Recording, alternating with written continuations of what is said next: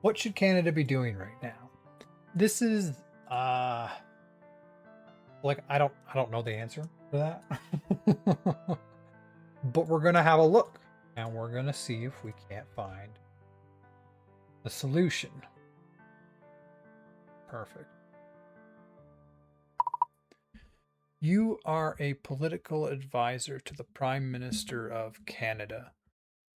What should Canada be doing right now to ensure it is in a good position for the next 50 years?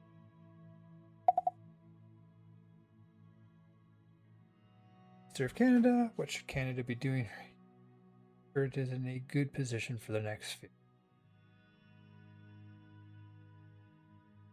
Let's see what it gets. I'm interested. I personally like investment into energy, both oil and gas, as well as nuclear and renewables, which I largely see in the future. Um, Energy storage is also something I'd like investment into. Uh, what else? This is a genuinely consequential question, and the honest answer is that Canada faces a rare, compressed window, perhaps 5 to 10 years, to make choices that will either lock in long-term strength or leave it structurally vulnerable. Here's how I would frame the strategic picture for the Prime Minister. Here we go. The overarching diagnosis. Canada's core vulnerability is that it has built its prosperity on a single relationship, the United States. And that relationship is now structurally less reliable than at any point since 1945.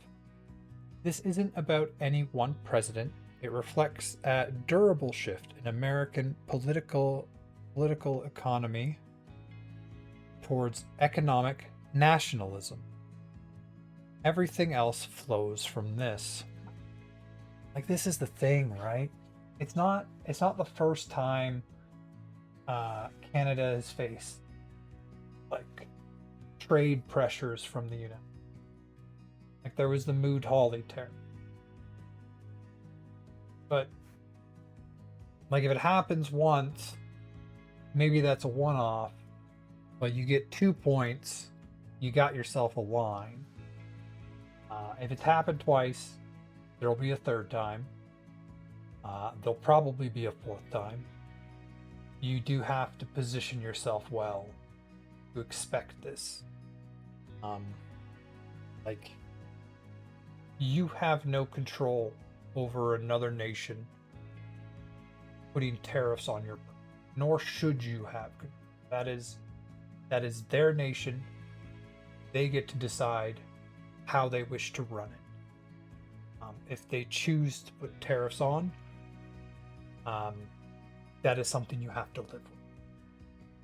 You might be able to negotiate with them, make concessions here, they make concessions there. This is trade, how things work. But in the end, it is their choice. It is a choice of their leader, which is elected by their people. You just putting yourself in a position to be able to respond, having diversified trade so that you are not entirely dependent on one trade partner. These are just smart ideas. We're looking at building a pipeline out to the West Coast so that now we can get oil to the global market rather than just the American market. Like, these are all good things to do because, as I said, there will be a third time. And if you're too dependent on America, it will destroy your economy when it happens the next. Like, it's damaged the economy when it happened. So it definitely sees, the AI is telling us that it sees that as the primary challenge. The 7 strategic imperatives. 1. Radically diversified trade. But be honest about the timeline. The US will remain Canada's largest trading partner for decades, regardless of what we do. I'll be honest with you, the US will probably always remain Canada's largest partner. Like, geography is powerful. Uh, we have the single largest border between Canada and the US of any countries in the world. Uh, Trade makes sense. um, and even when the US does enter one of these phases, throwing up tariffs, usually they go through other phases where it's much easier to build. Even in this phase where they're throwing up tariffs, like, we're still building pipelines with them, still working with them. A lot of our trade is covered under the CUSMA or USMCA trade deal. Like, there's still so much trade there, even though they talk about the tariffs so much. Still have so much trade with them that is untariffed. And so, like, that relationship will probably, unless they go like full isolationist, I don't see them doing. They make too much money from the rest of the world. So I imagine that this will continue to be our largest trading partner, probably for as long as Canada. The goal isn't to replace it, that's a fantasy, but to reduce the leverage the US has over Canada. Exactly. This is what Carney's trying to do, by going to all the other countries, setting up trade routes, making it so that when the US tries to cause trade pain with Canada, you have somewhere else you shift to lessen the pain.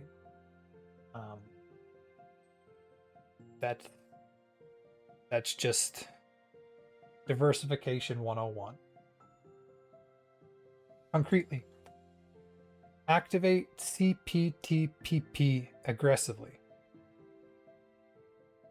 Are you gonna tell me? Okay.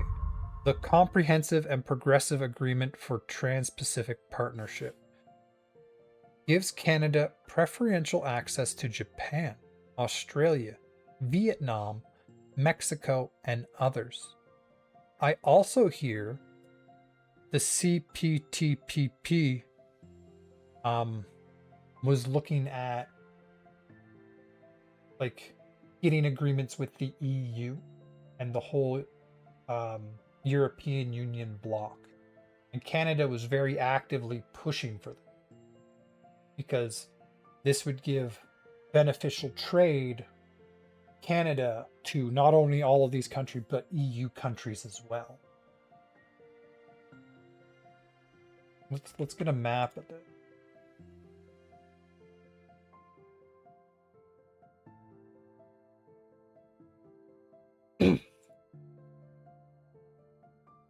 So these are the countries in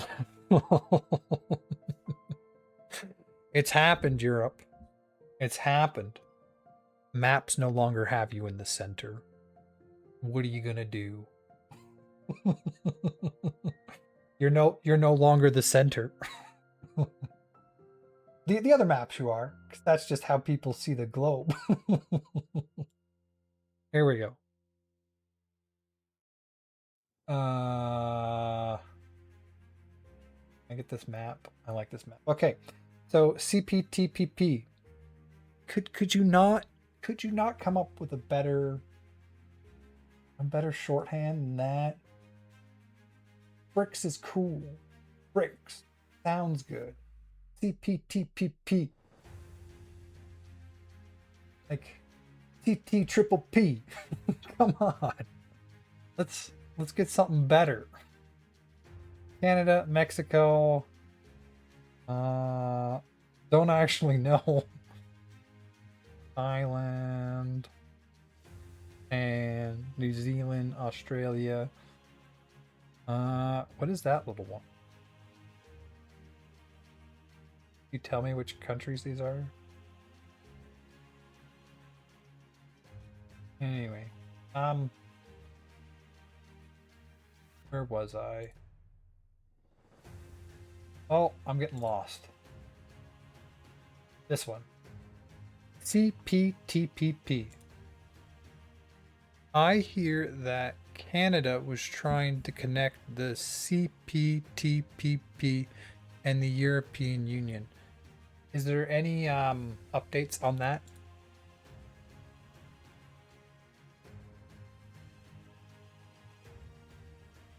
Okay, so activate the CPTPP aggressively.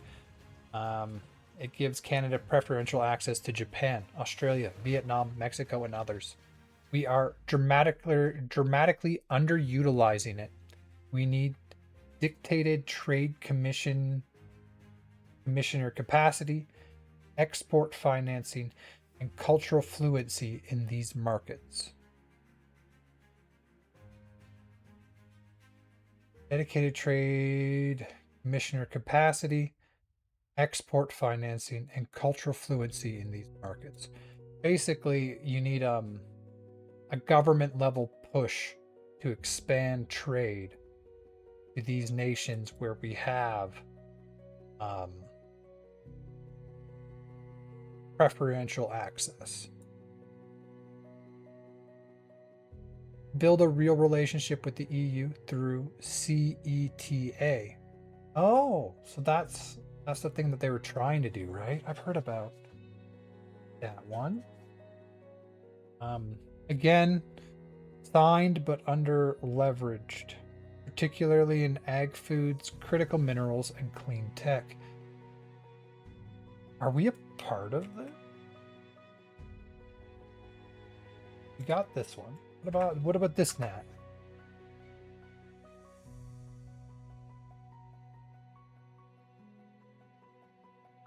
Okay, I need to learn a little bit about this one.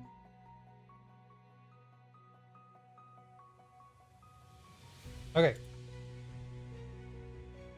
Yes, what was mostly speculation in 2025 has now become a formal process.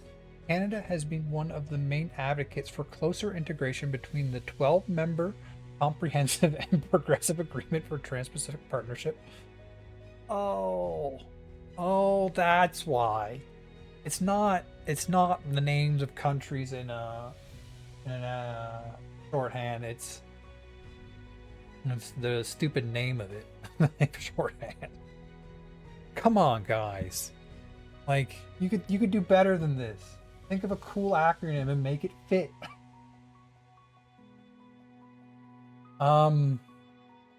Okay.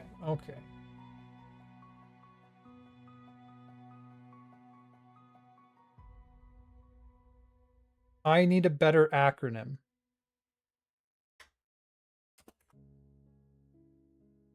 Go. We got to come up with a better name.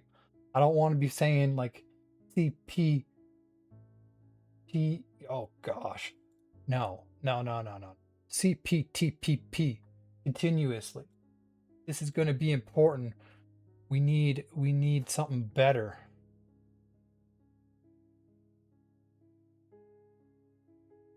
Okay, what do we got? You are entirely right is an absolute mouthful. Yes. Talking about the tone ones. Here's much better alternatives. TPP11. Ugh. The official French acronym. The TGB. No. I want something more. Comprehensive Trans-Pacific Partnership. CTPP. That is so much better. Pacific. That is thick. The Rim Treaty. The Trans-Pacific Bloc. TPB. The Open Pacific Accord.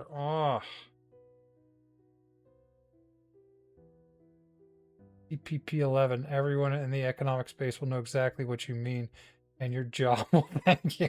TPP11. Okay. That's the one they recommend the most. TPP11.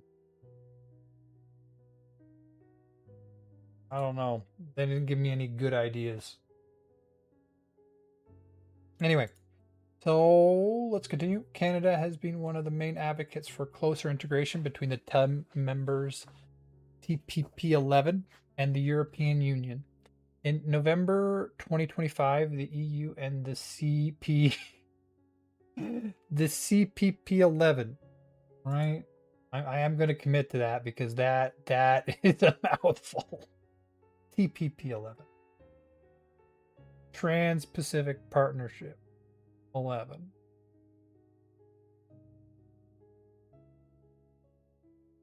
Where was I?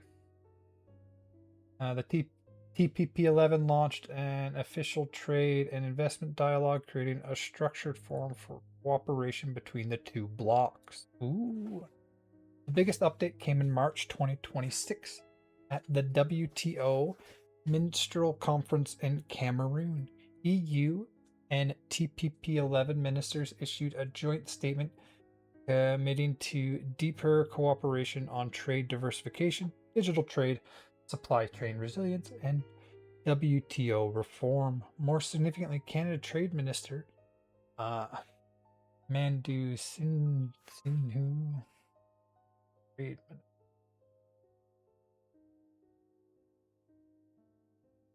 Maninder Sidhu. I don't think that's right. Meninder Sindhu. But that's as close as I'm going to be able to get. Sometimes I feel I read it better than he does. Meninder Sindhu announced that the EU and TPP-11 members had agreed to move forward on negotiations towards a digital trade agreement between the two blocs. Okay. Is it becoming one giant free trade area? Not yet. There is currently no agreement for EU to join the TPP-11, no plan for a single unified EU TPP-11 free trade treaty, no common tariff area under negotiations. What is happening instead is regulatory cooperation, digital trade negotiations, supply chain coordination, joint efforts on WTO reforms, World Trade Organization reforms, exploration of deeper economic integration over time. So the two blocks are getting closer, but they are not. There's currently no like free trade or no plan for a unified free trade treaty. But they are deepening integration, which I think is good. Like, you deepen integration, and as long as everything works out well, then that's when you can look at a free trade. If deepening integration works. Why this matters: if successful, an EU TPP-11 framework would connect economies representing roughly 1/3 of global GDP and trade. Supporters see it as a way to strengthen rules-based trade amid rising protectionism and geopolitical tension. Like, the whole idea here is that you would create a free trade treaty that didn't involve the US, China, Russia, which are the three large global powers. Obviously, US by far the largest global power. Rising power, China, Russia is a diminishing power, but a nuclear arsenal of that size will always make you power. Just will. Like, they have the ability to end the world. There's not a lot you can change about that. And so they're trying to make a trade treaty because the EU is all this.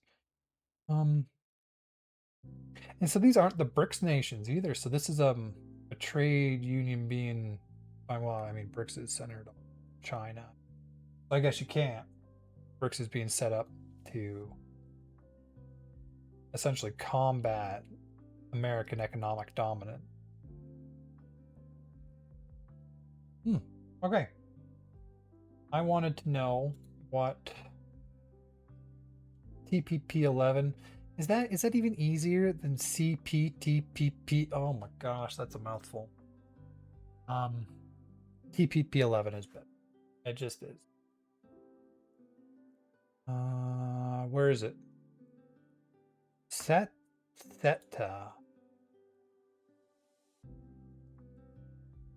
Can you give me more information about the CETA agreement?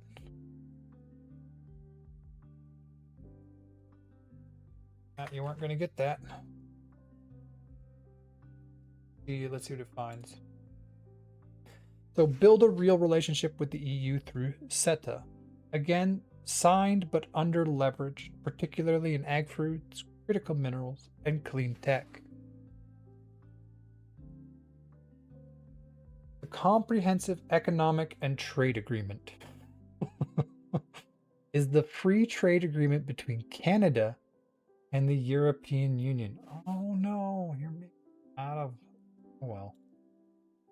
Not Claude. I can always go back to Claude. Comprehensive Economic and Trade Agreement is a free trade agreement between Canada and the European Union. It was signed in 2016 and has been provisionally applied since September 2017.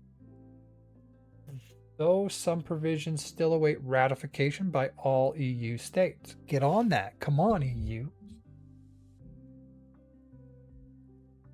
What CETA does.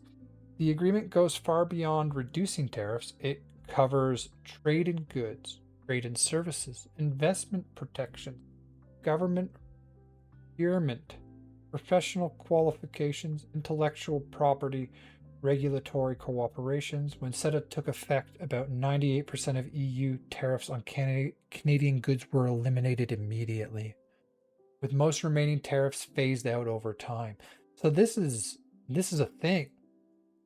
Why CETA was a big deal for Canada. Before CETA, Canada already had free trade access to the United States and Mexico through NAFTA. Now, United States, Mexico, Canada agreement. Okay.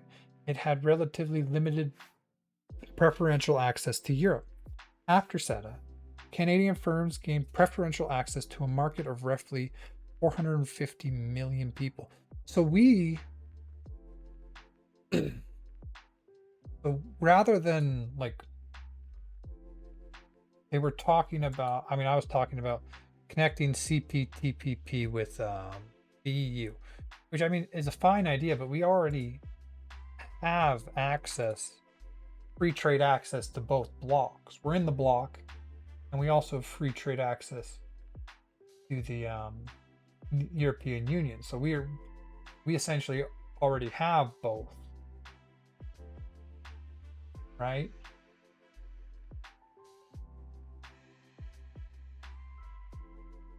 I mean, is that different than just connecting the blocks? I mean, I guess they were connecting the blocks in limited ways, just not free trade. Okay. After CETA, Canada firms gained preferential access to a market of roughly 450 million people. Like, not just that, but these are Europeans. These are people with high levels of disposable income, so we'll spend that money, right? Canada became one of the few countries with major free trade agreements covering both North America and Europe. We're in the TPP-11, so we got some free trade to countries all around the world. This is one reason Canada is often described as a potential bridge economy between Europe and the Pacific region. Canada exports to Europe. Major Canadian exports benefit from the CETA include machinery and industrial equipment, aerospace products, pharmaceuticals, forest products, seafood. I mean, like, that's probably huge. Like, the forest industry in Canada is massive. And I mean, I don't know if you've been to Great Britain, but not exactly a lot of forest land. They have a high population on a small island. I imagine we probably have a lot of forest products to Japan. They seem like a place that, I don't know. They got, I don't know, agricultural products, metal and minerals. Not even not every sector benefits equally. Some agricultural sectors remain protected on both sides. Makes sense. We're in Canada. We're protective of poultry and milk. This is largely because, from my understanding, a lot of the factory farming tactics that are used specifically in the U.S. Are things that are not used here. Let me make sure of that. Why does Canada protect its poultry and dairy industries?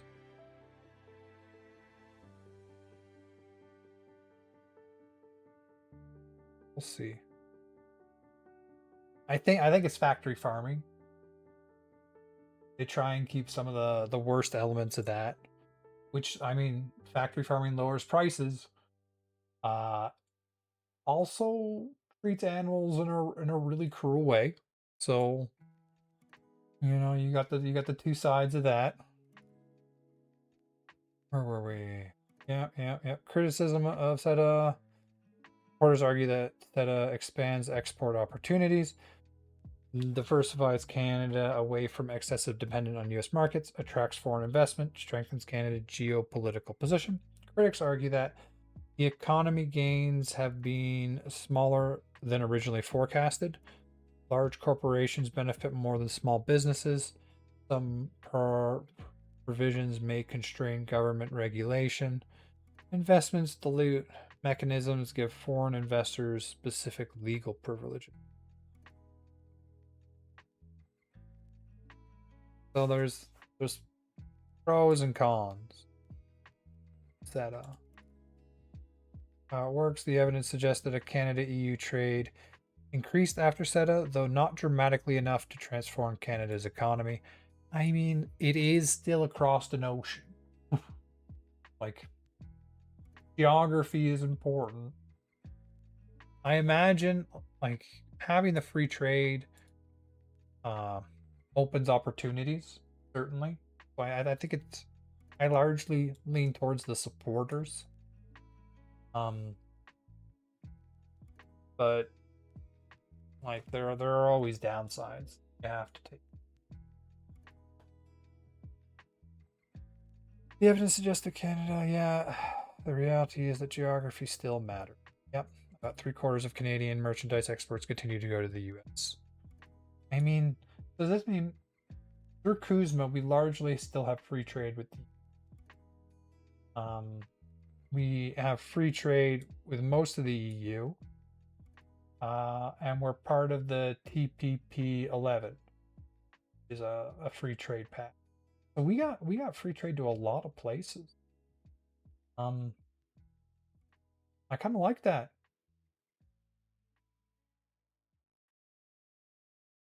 That's,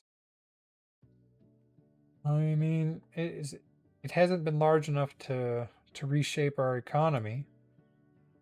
Geography still matters. We kind of built the economy with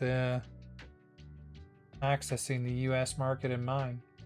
About 3/4. Okay, the EU is Canada's second largest trading partner, but remains much smaller than the U.S. market for Canada exporters. I also hear that they're trying to expand trade to China as well. So they're definitely doing the whole diversification thing. I hope it doesn't, like, I feel they're diversifying because CUSMA is coming up for review. I hope it doesn't stop once, like, they will eventually come to a conclusion on the review. It may take them a while, but they'll probably come to a new deal. And I hope, like, this whole diversification we see doesn't just stop after that. Because I like the trade to more. You got to be careful because there are some places where free trade could like decimate, do damage to our economy. Like if you get free trade with China, you could cause some big issues. Well, I don't know if we should do that, but the diversification that we're going through is I think will lead to better results. And I think as it's saying is that both TPP-11 and CETA are being underutilized, and we could utilize them better to expand trade and expand economic growth. Why CETA matters today. The recent discussion about linking the TPP-11 and the EU build on foundations that already exist. Canada is one of the few countries that has free trade access to the US and Mexico, with some tariffs, steel, aluminum, and stuff to the US. A comprehensive trade agreement with the EU through CETA. Membership in the TPP-11 alongside countries such as Japan, Australia, Vietnam, and Singapore. That combination gives Canada preferential access to markets representing well over 1 billion consumers, which is why Canadian policymakers often describe the country as uniquely positioned to connect Europe, North America, and the Indo-Pacific. I think that's a good idea. Okay, what's the next thing it's going to go? Invest in trade infrastructure. To do everything above, you have to invest in trade infrastructure. Twin port capacity at Prince Rupert. Churchill as an Arctic port.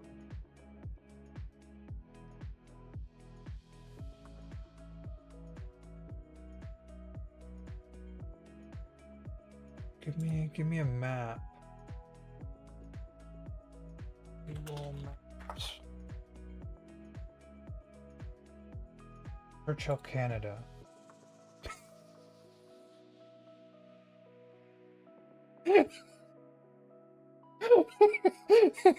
Okay, show me the place now. Why just the polar bear. Okay. I mean, not a lot there. But they're talking about how do I Churchill. Oh, but that'll probably. So they're looking at putting an Arctic port. This doesn't have. It's already got a port, but I imagine they want an expanded trade port, because one of the things that we're going to look at here in the coming like 10 years or so, oceans are still warming, and it's opened up a couple different. They're going to open up a couple different. The Northwest Passage, the North Passage, or whatever they call it, where ships will be able to transit up above and then come down. And so rather than going through the Panama Canal, which is down here, which is quite expensive, the other route was you'd come down and you go all the way down. If you wanted to go from Europe to China, for example, go all the way down and over. The route goes to the Panama Canal, which is, the canal is slow, but it's definitely a lot faster than that. If you get the Northwest Passage, then you can go up here and then down, and that would likely be a very popular route. Not only that, but like if you want to get from the West Coast to the East Coast of the US, you go through the Panama Canal, and the other route is all the way around, right? If you go around, I mean, like that actually. The other thing is, this is not a globe. This is all much tinier than what you look at here. Like Greenland is not that. In this image of the world, they take your circle and they stretch it out into a square. So all this stuff at the top is actually a lot tinier, looks like. And so it's actually a lot faster to go up and around than it is to go all the way down. And the Panama Canal is having issues. It needs a major retrofit. And even then, like, they use like fresh water, and it uses so much fresh water to send ships through, and like they're depleting their fresh water that they use, the lakes that they use through it.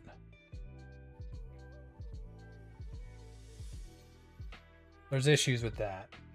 Anyway, trade infrastructure. Invest in trade infrastructure, absolutely. Twin port capacity at Prince Rupert, Churchill as an Arctic port, and inland logistic corridors matter as much as trade agreements. Absolutely. I think they're starting like a major project bank in Canada. I know Alberta's looking to use it to try and get a pipeline built, but you can also use it for trade infrastructure. And given how many places we have free trade to, like, probably good returns. You can't export what you can't move. Very simple.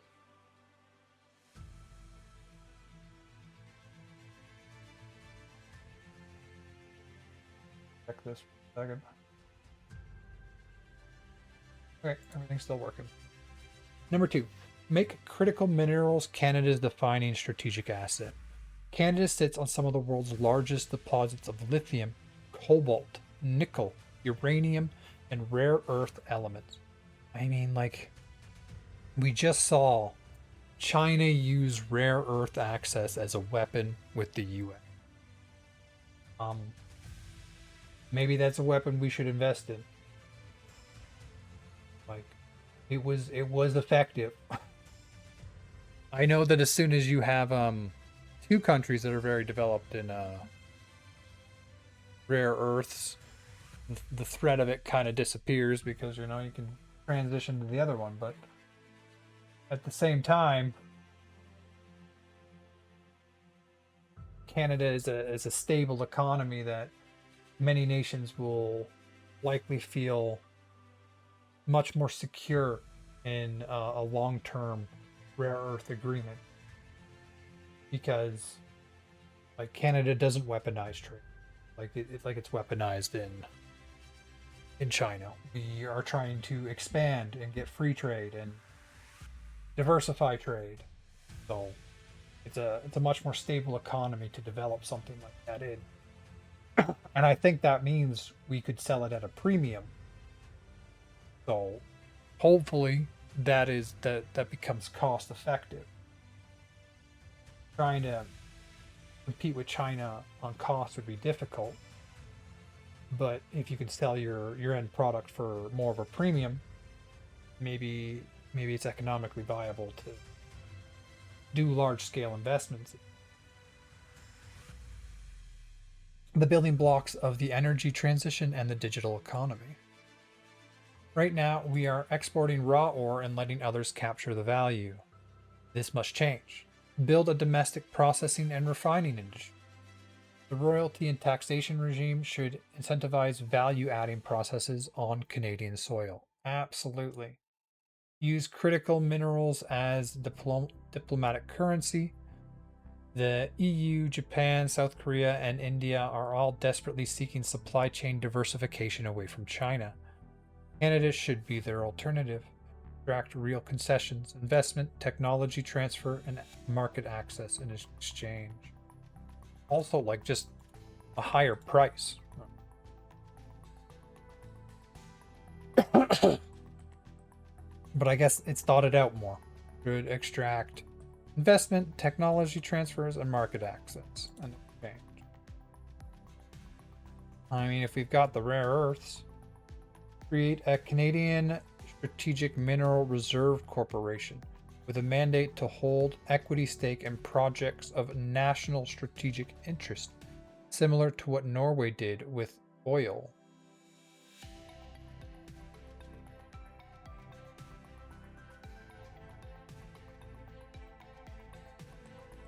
what is it? The major projects.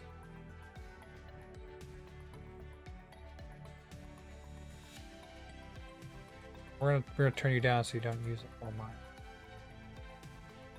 token.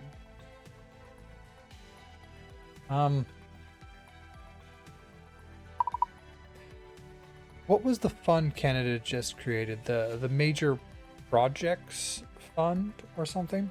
Is that the same thing as creating a Canadian Strategic Minerals Reserve?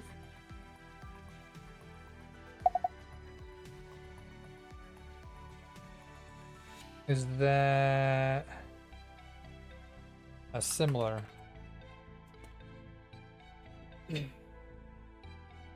thing as... Okay. Where were we? So create a Canadian Strategic Mineral Reserve Corporation with a mandate to hold equity stake in projects of national strategic interest, similar to what Norway did with oil. Cool. Okay. Great question. You're thinking of a few related but distinct things that the Carney government has actually been rolling out. Let me untangle them. There are actually 3 separate initiatives here. The Major Project Office, yes, launched on August 29th, 2025 under the Federal Building Canada Act. The MPO is essentially a fast-tracked approval and coordination body for national building projects. Think of it as a one-stop shop to cut through regulatory red tape. The first trenches of projects, 60 billion worth, including nuclear power, LNG, critical minerals, new trade corridors. The second tranche brought the total to over 116 billion in referred projects. The Canada Strong Fund, not the one I was thinking of, but probably the one I got closest to. Announced April 27, 2026 by Prime Minister Carney. This is Canada's first national sovereign debt fund designed to attract private and institutional capital alongside federal investment, infrastructure, energy, critical minerals, and advanced technology. This is being capitalized worth 25 billion in the near term. One interesting wrinkle, Canada will actually have the opportunity to invest in the fund personally and share the financial returns generated by its projects.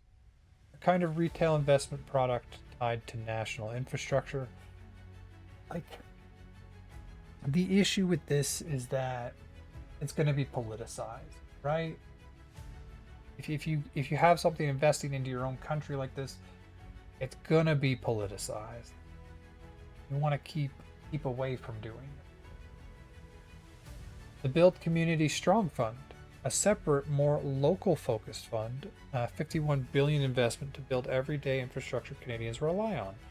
Hospitals, recreation centers, universities, bridges, water, and transit system. I mean, on that note, the recreation center / gym that I go to is getting a renovation. Yeah, they're putting in, I think, not racket, pickleball courts. They got a gym, they got a pool, and they got an arena. And I think they got other facilities. Probably ask. Because I saw people going in with like these weird balls and rackets, and I'm like, where are they going? I don't know, but that looks like it's going to be a fun game. Yeah, so they're putting in pickleball courts where there used to be an old pool, got decommissioned for the new big nice pool. So like seeing some of that money locally. Is the Canada Strong the same as the Strategic Mineral Reserve idea? Partially, but not quite. The Canada Strong Fund is broader. It covers energy, transport, data, and manufacturing, not just minerals, and it's structured as an investment vehicle meant to co-invest alongside private capital and generate returns. What I was describing as a Strategic Mineral Reserve Corporation was a narrower, more assertive idea, specifically holding equity stakes in critical mineral projects to ensure Canadian control and strategic supply, closer to what Norway did with Ecuador and its oil fund.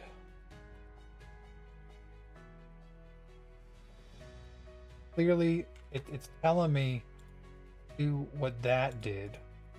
So that goes on the list. It's something I will learn about. The Canada Strong Fund could do that within its mandate, but it's not exclusively or explicitly designed for that purpose. The MPO is arguably the more immediate and powerful instrument. The MPO. It's what actually gets the shovels in the ground faster. Oh, he's talking about the Major Project Office. Yes. I like this. Honestly, I would enjoy it if we removed some of the regulatory red tape. Just generally. But having an office that can designate a project critically important to the Canadian economy and then push it through the red tape no matter what in a quick way, that's important. If you're not going to remove the red tape, would be what I personally would prefer. So the Major Project Office is arguably the more immediately powerful instrument. It's what actually gets the shovels in the ground faster. The Canadian Strong Fund is about who captures the financial upside when those projects succeed. Also, like, what if the project doesn't? There are some good nation building projects, and there are some not so good nation building projects. And if you invest into this, you are at the mercy of Canadian politics, because they will absolutely politicize these things. So the Carney government is moving in the right direction on several of these fronts simultaneously, which is genuinely encouraging compared to where Canada was even 2 years ago. I mean, like, there's a lot of things I like about Carney. I don't really like the Liberals. But that might just be because I still have trauma from Trudeau. And Trudeau made all of the graphs go in the wrong direction at the same time. It was a disaster.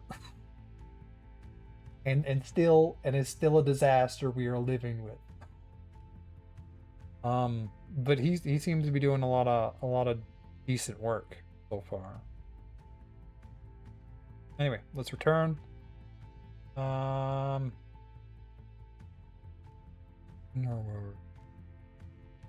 The domestic processing and refining industry. I was not there. Yes, I got past that, actually. I agree with all these. I mean, like, I agree we should absolutely use critical minerals, and we should be developing critical minerals. And I hope, like, Major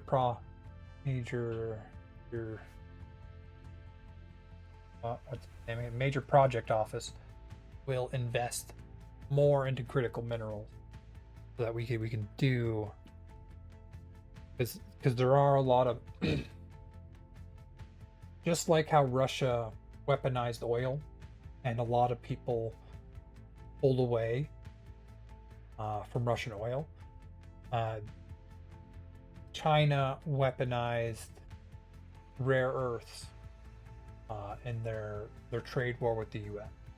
And so now you have a lot of people at the mercy of Chinese rare earth, knowing that they will weaponize one another supplier. Usually they're willing to pay more money to ensure their supply of rare earths will not be weaponized. So, Strategic Mineral Reserve Corporation hold equity stakes in projects of national and strategic interest. I won't be able to really comment on that until I learn what Norway did. Secure the Arctic. This is not optional. The Arctic is the defining geopolitical frontier of the 21st century, Russia has massively militarized it. China claims near Arctic status. The Northwest Passage will become navigable within decades and will be one of the most strategically important shipping routes on Earth. Canada is currently underprepared.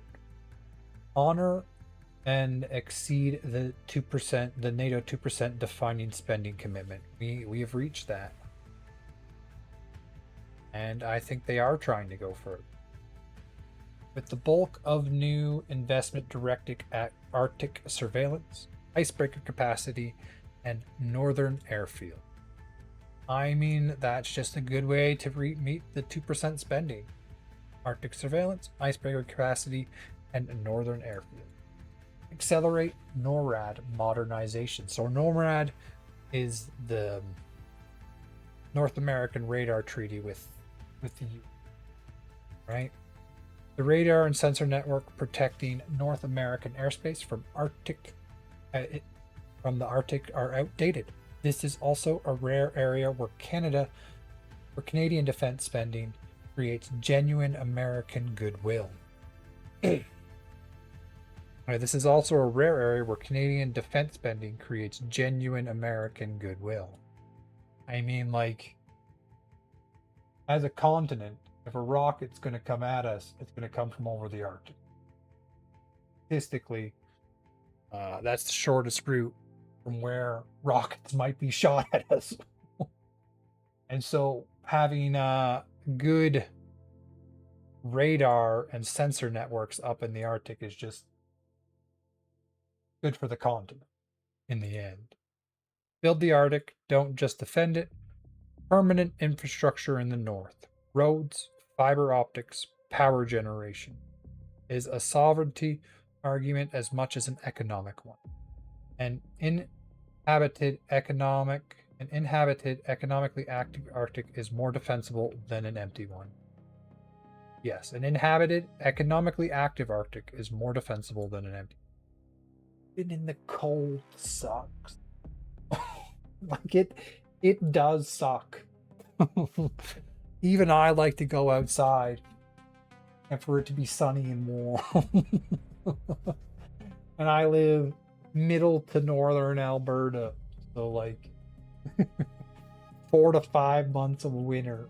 At least that's what it feels like. But like definitely worth it.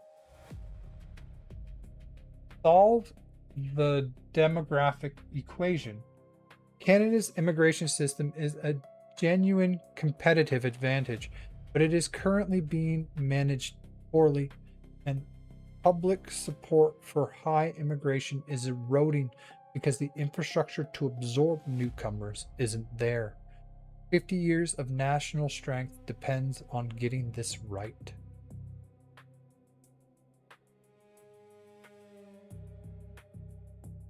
But it is currently being managed poorly.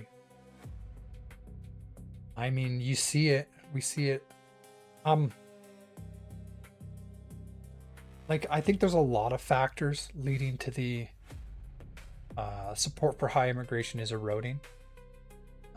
We see this turn in the US, we see this turn in the UK as well, where they're having the same turn for. So there's just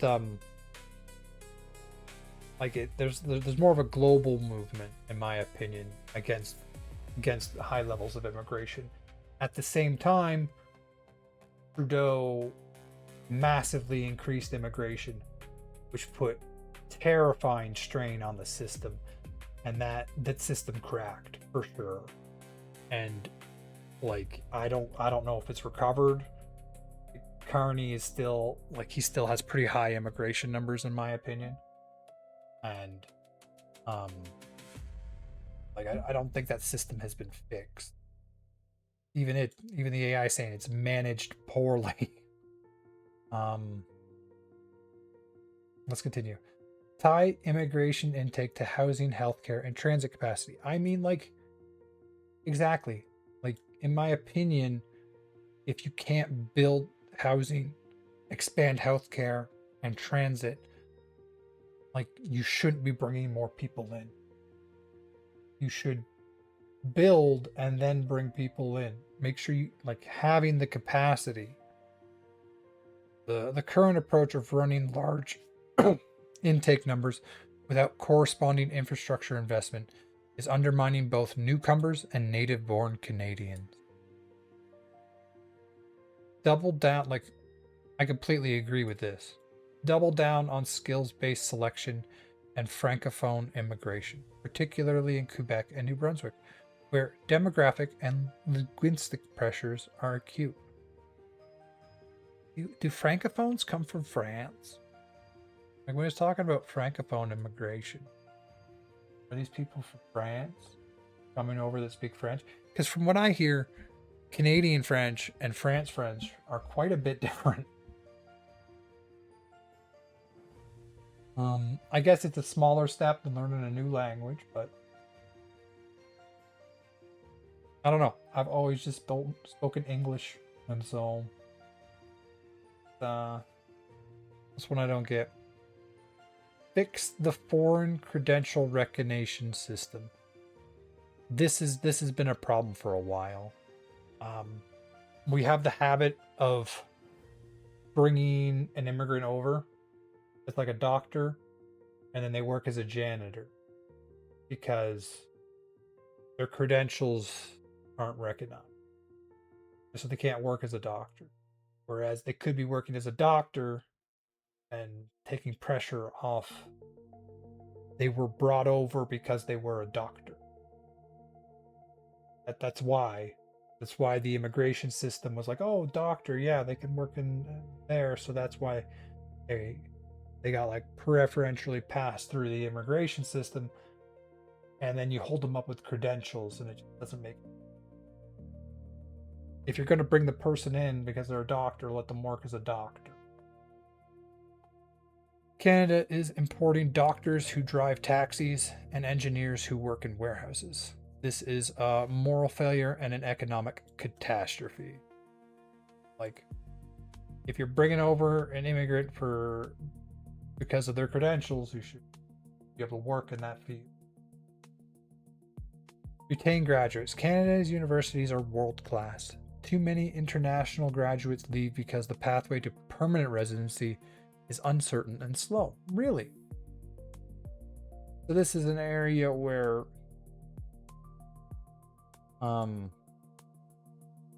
uncertain and slow residency is actually harming us.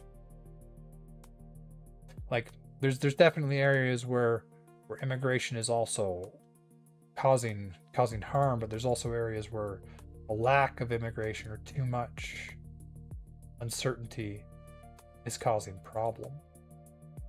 I'm definitely going to look into immigration at some point. I want to do a deep dive on and specifically how Canada does immigration, because it sounds like there's quite a few issues in the system. How many more of these do we got? We got 7. Okay. I got to go through them a little faster. We're at 3 hours. Okay. Also, what the heck? I want to make sure I get that. Reconciliation. Reconciliation is also an economic strategy. A genuine, completed process of Indigenous reconciliation, land claims settled, self-government frameworks in place, economic participation secured would be transformative for Canadians North and for its international standing. Practically, free, prior, and informed consent processes need to be faster, clearer, and properly resourced. Right now, they create uncertainty that delays good projects and bad ones alike. Indigenous equality ownership in resource and infrastructure projects have proven, where tried, to reduce conflict and build durable community wealth, making it the default model. close the infrastructure gap in indigenous communities. Clean water, housing, broadband, so internet, healthcare. This is a moral obligation, but it is also the precondition for northern economic development. Interesting. Reconciliation is also an economic strategy.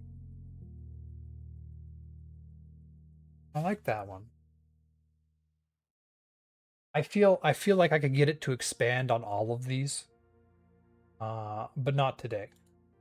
Building an innovative economy that can stand alone. Canada punches well above its weight in AI research, life sciences, and clean technology. We consistently fail to commercialize it and scale it. The companies get built and then bought by Americans. The goal for the next 50 years is to change that trajectory. Patent capital. The BDC and EDC need larger mandates and more risk appetite for scaling technology companies. A Canadian sovereign fund, growth fund, should be seriously considered. To scale technologies. Anchor institutions. Keep head offices in Canada through tax structure, regulatory environment, and government procurement policy.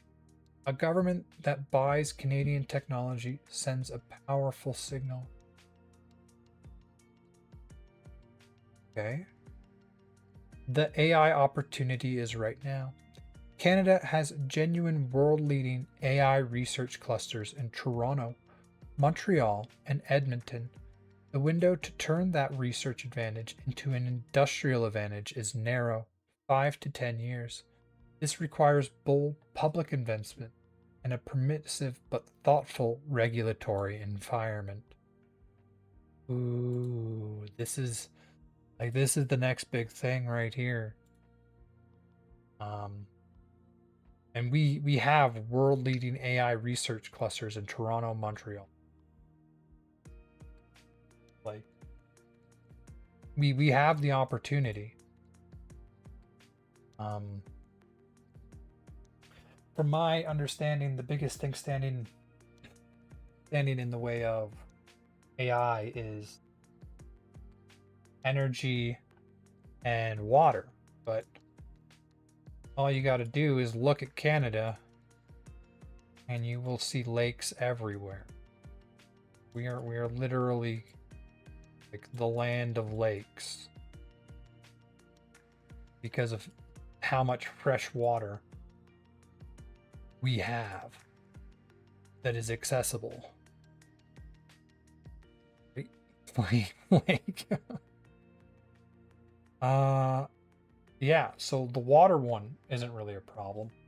Power generation, I mean, like, we're investing into clean energy and nuclear, and they're even now investing into oil again.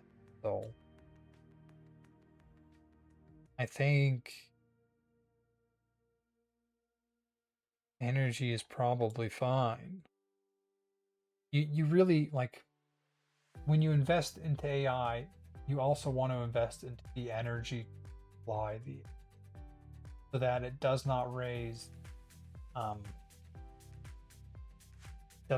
like the average person's energy, because as soon as it raises people's energy rates and they start seeing their bills go up, they're going to be like, no data center, no, making my bills go up, no data center. And we see that happening in a lot of places in the US, where data center construction has become like a dirty topic for politicians, because it is so politically unpopular to allow data center construction. Because of, well, I mean, more than that, there's like noise and disturbance as well, on top of energy costs. But raising energy costs is something everyone feels, and everyone would feel. So if you want to invest into You want to invest into AI, you gotta fix that.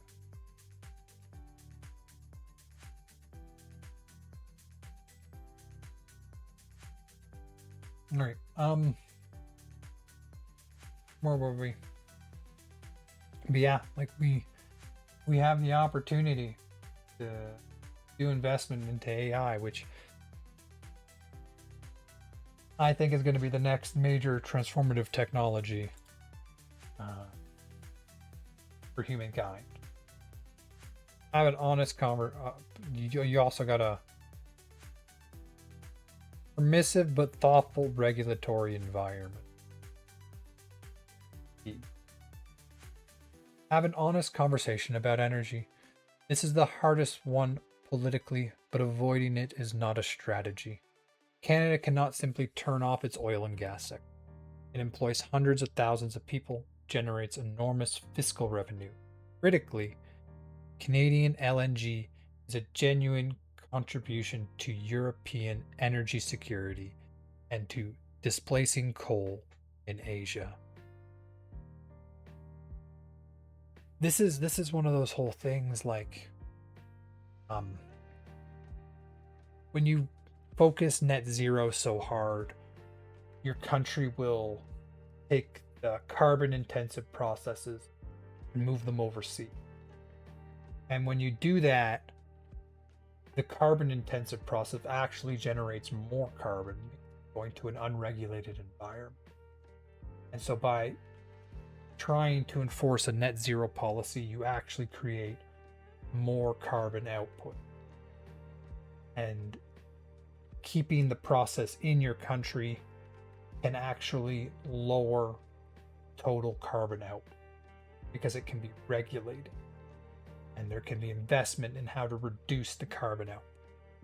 And in cases like this, your LNG could be preventing or offsetting coal power. And that is going to reduce total global output. Even if your country is creating more.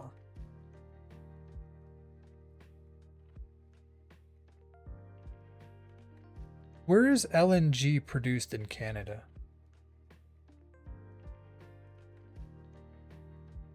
Where is it extracted? Because liquefied natural gas, it goes through a process of condensing it, cooling it, to turn it into a liquid, which can then be more easily shipped. Where is natural gas extracted? Upstream. Where is it processed to midstream/export terminal? They are not the same location. Where is it extracted? Most of Canada's gas that will feed LNG exports is produced in Western Canada, specifically Northern British Columbia. Look at that. Mourne River, Monte Shale, Prince Rupert. Yeah, so I live in just on the other side of that. A lot of that, like there's a giant mountain range here. That's why this goes crazy. It's like following a river through a mountain range.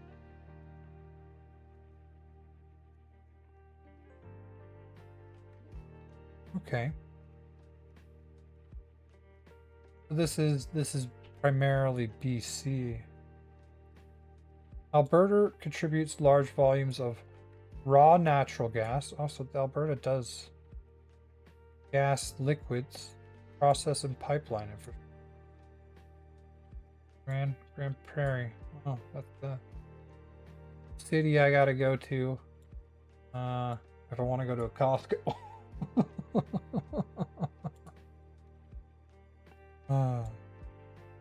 Fox Street, East River region, where LNG is produced.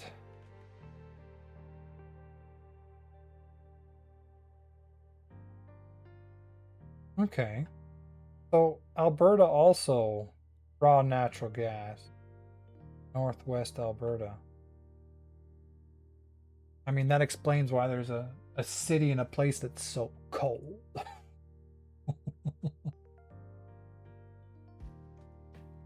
All right. At the same time, the long-term trajectory of hydrocarbons demand is downward, and a Canada that has not diversified its economy based in Alberta and Saskatchewan by 2050 will face a structural crisis. Absolutely. I think we're moving on a nuclear and clean energy. I think they are doing good diversification, but there's still got to be investment. LNG and gas. LNG and oil. Gas and oil are still, at this time, they're still so important in the world. The honest advice is monetize existing hydrocarbons at pace while aggressively investing the revenues in the transition, both in new energy industries and in the social infrastructure, retraining, community investment that makes adjustment tolerable for affected communities. Norway is the model. The Heritage Fund should be rebuilt and expanded. Norway again, huh? Like, aren't they also?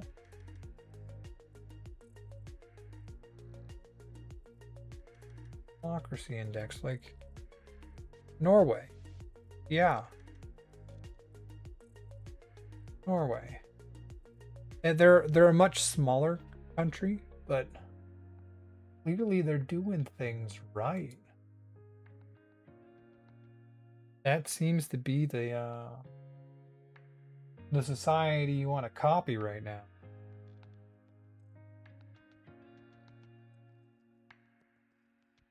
Norway is the model. The Heritage Fund should be rebuilt and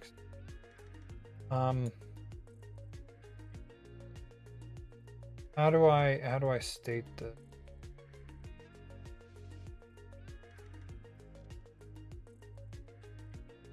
I'm just gonna put that one in. My list grows.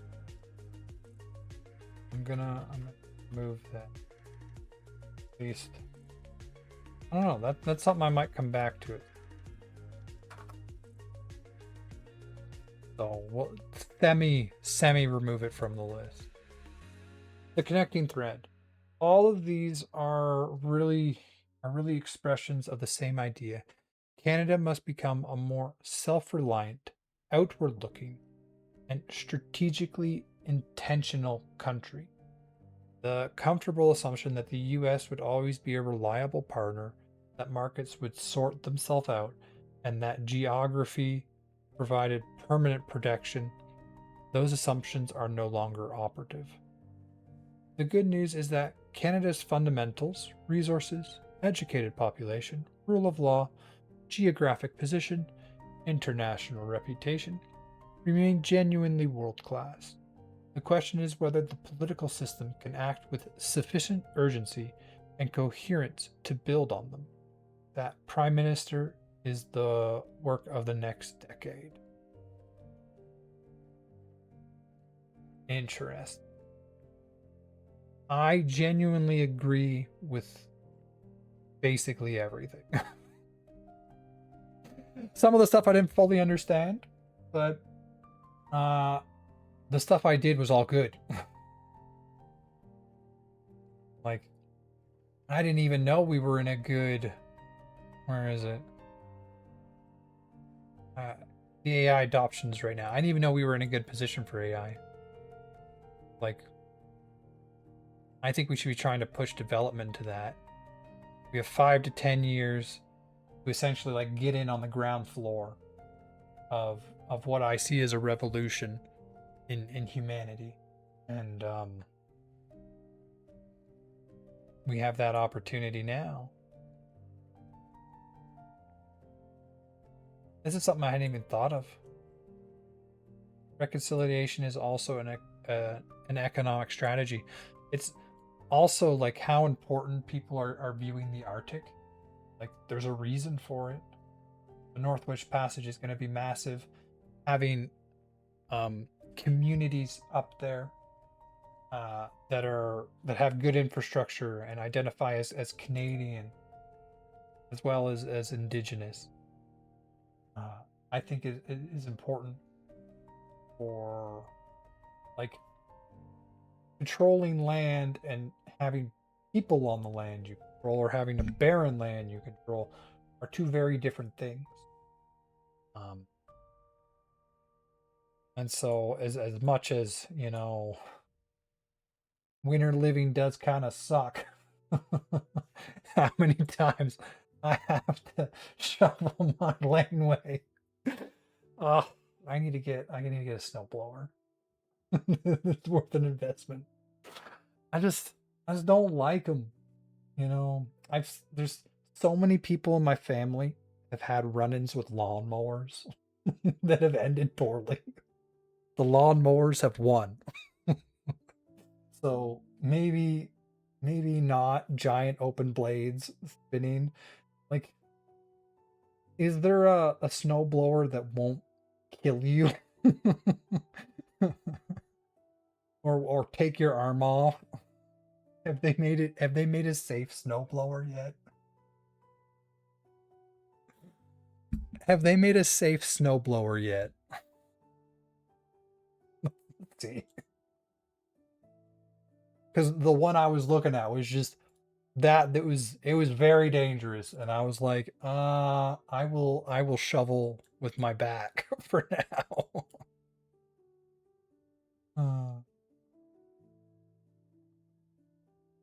The modern snowblowers are exponentially safer than the machines a generation ago, but a truly foolproof or 100% snowblower does not exist.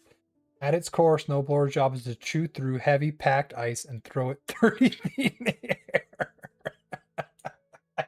I mean, yeah, okay. To do that, it requires immense amounts of mechanical force because of this physics problem.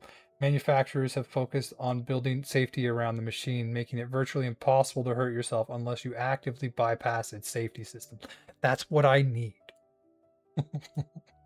The major modern safety features and one of the hidden dangers that still catches people off guard include dead man switch. I mean, it doesn't sound like it's there yet. maybe when I'm older. Right now, shoveling snow ain't that bad. Anyway, back to topic. I genuinely agree with pretty much all of this. I'm gonna deep dive. I wanna look at immigration more, because I feel like it's condensed a lot into only a few bullet points. Secure the Arctic, yes. I feel like the major project office is moving in this direction. I wanted to look at the strategic mineral reserve. Brings up Norway again. The TPP-11. I like trade diversification and trade infrastructure. Building an innovative economy. We should be investing into AI, I think. What's the BC and the ECD need larger mandates? Tight. This is sovereign growth fund. Kind of like the major project office, but for trying to scale technologies, I guess. Scale them inside Canada. I mean, absolutely. Where was it? Monetize existing hydrocarbons at pace while aggressively investing the revenue in the transition. All good. All good. I liked it all.